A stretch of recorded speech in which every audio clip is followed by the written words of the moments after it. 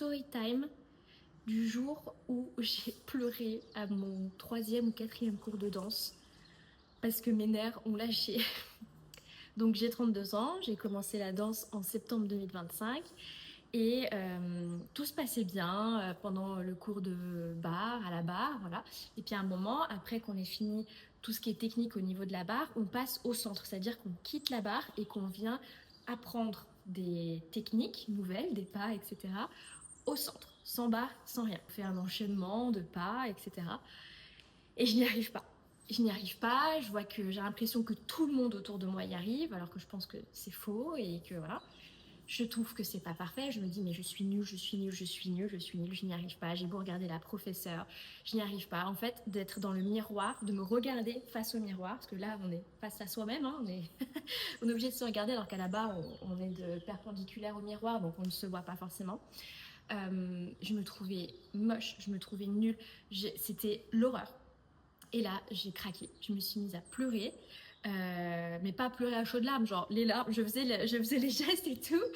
Et je pleurais. Et ma professeure, elle m'a vue et elle m'a dit, mais ça, qu'est-ce qui se passe, etc. Et là, je me suis rendu compte que j'étais pas venue à la danse pour pleurer.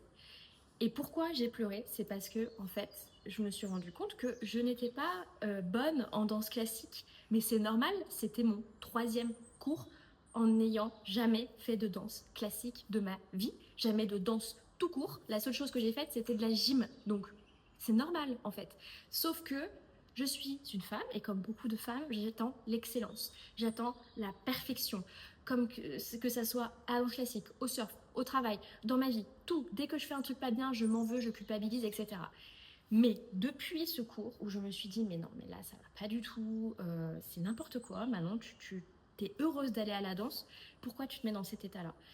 Et je sais qu'on est nombreuses comme ça et que c'est difficile à la trentaine de se dire que on a le droit d'échouer, que rien n'est parfait dès le premier geste, c'est normal.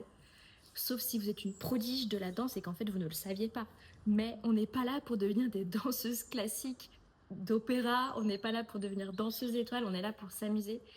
Et depuis que je me dis ça, à chaque fois que je commence à sentir un peu la tension, la frustration en fait, de rater, de ne pas y arriver tout de suite, etc., je me dis Manon, t'es là pour t'amuser, t'es là pour t'amuser, t'es là pour t'amuser, donc amuse-toi. Et donc tout de suite là, la pression relâche. Mais c'est vrai qu'au début c'était pas facile. Et si tu te reconnais dans mon histoire, n'hésite pas à me mettre des commentaires, mais surtout envoyez-vous du love les filles, soyez fiers de vous. Vous faites de la danse classique à 30 ans. C'est fou, non?